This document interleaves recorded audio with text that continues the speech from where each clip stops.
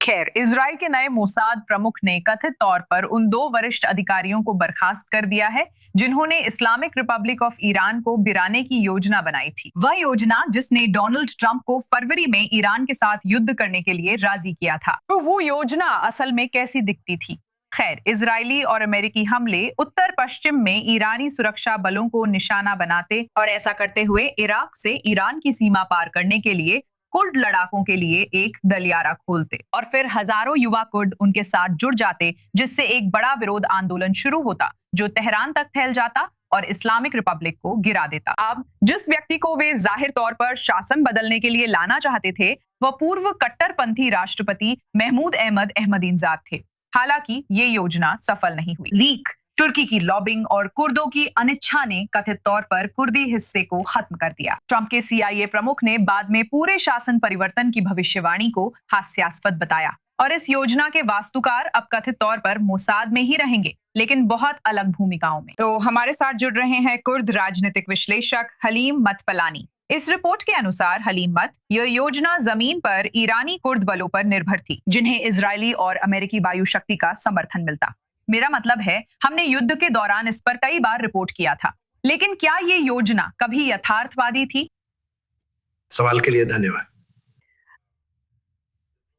मुझे लगता है कि योजना यथार्थवादी थी।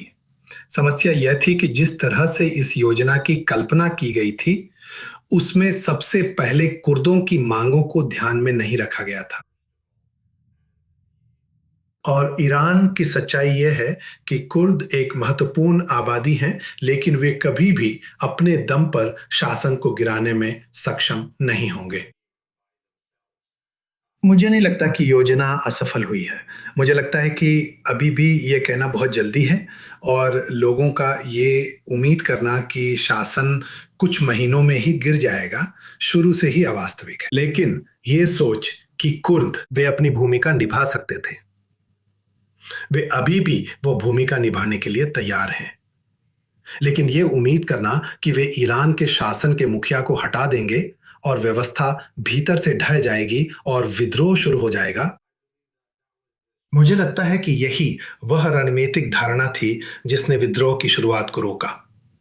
लेकिन मैं अब भी मानता हूं कि ऐसा होना संभव है, लेकिन इसकी शुरुआत इससे नहीं होती। कुर्द एक महत्वपूर्ण भूमिका निभाते हैं क्योंकि उनके पास सशस्त्र बल हैं, लेकिन जो होना चाहिए वो है एक अंतर्राष्ट्रीय रणनीति जिसमें इजराइल, खाड़ी देश और खासकर संयुक्त राज्य अमेरिका जैसी बड़ी शक्तियों की प्रतिबद्धता हो। उन्हें यह दिखाने की ठोस प्रतिबद्धता दिखानी होगी कि वे इस्लामी शासन को गिराने की कोशिश कर रहे हैं। अब तक उन्होंने ये नहीं दिखाया है और इसलिए न तो कोई ताकतें, न ही कुर्द, न ही सरहद पर ईरानी, आप जानते हैं, शासन पर हमला करने वाले हैं, क्योंकि इस समय उनके लिए यह आत्मघाती होगा।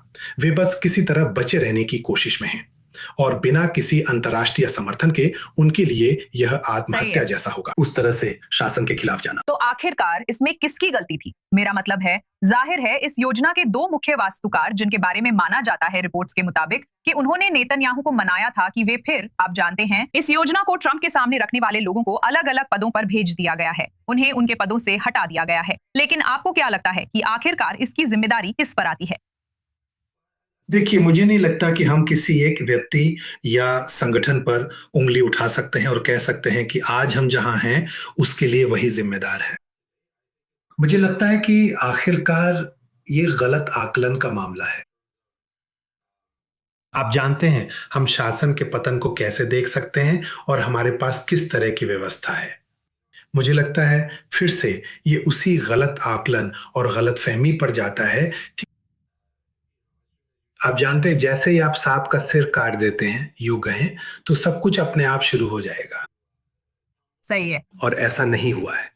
तो वो रणनीति शायद दूसरे देशों में काम आई हो, लेकिन ईरान की व्यवस्था बहुत अलग है और इसलिए फिर से मुझे नहीं लगता कि हम लेकिन हर अगर किसी को निष्पक्ष दोष रूप दे से सकते देखें, हैं। मेरा मतलब है, मैं बस ये कहना चाहती हूँ, जाहिर है हमने ईरानी कुर्द बलों को कभी भी बसीज या IRGC से भिड़ते हुए नहीं देखा। ऐसा कभी वास्तव में हुआ ही नहीं। क्या आपको लगता है कि अगर वे ऐसा करते तो उनके पास कोई मौका होता? बिल्कुल, मेरा मतलब है हाल ही के महीनों में ईरानी कुर्दिस्तान में अलग अलग नामों से काम कर रहे गुप्त समूह सक्रिय रहे हैं और वे अलग अलग सीमा शहरों में बासीज और आईआरजीसी का सामना कर रहे हैं। अब यानी आप इसे झड़पें कह सकते हैं, ये एक संकेत है और मूल रूप से ये कुर्दों का तरीका है बताने का। आप जानते हैं संयुक्त राज्य अमेरिका, इजराइल और क्षेत्र के सहयोगियों को कि हम ईरानी कुर्दिस्तान में शासन का सामना करने में सक्षम हैं, न कि ईरान के बाकी हिस्सों में, क्योंकि कुर्दों की जिम्मेदारी ईरानी कुर्दिस्तान और कुर्द लोगों के प्रति है, उनके पास नहीं है। पूरे ईरान को आजाद कराने की जिम्मेदारी नहीं है और ये ऐसा कुछ नहीं है जो वे कभी कर भी सकें, क्योंकि जानते हैं आपके पास एक शक्तिशाली राज्य है जो परमाणु हथियार हासिल करने के कगार पर है।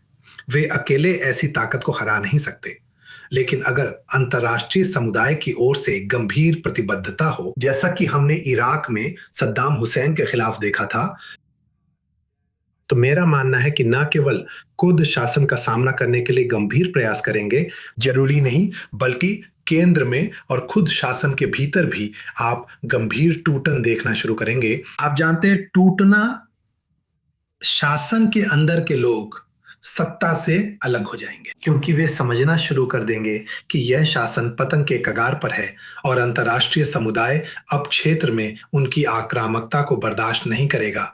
लेकिन जब तक लोग यह नहीं देख लेते, चाहे वो कुर्द हों या सलत पर ईरानी लोग, वे आत्मघाती मिशन पर जाने के लिए तैयार नहीं हैं। ठीक है हाला, मैं आपको हमारे साथ जुड़ने के लिए बहुत धन्यवाद देना चाहूंगी। इस पर आपकी राय सुनना बहुत दिलचस्प रहा और मुझे लगता है कि हमें इंतजार करना होगा और देखना होगा कि अगर आखिरकार ईरानी और कुर्द बल इसमें शामिल होती हैं तो ये मामला कैसे आगे बढ़ता है।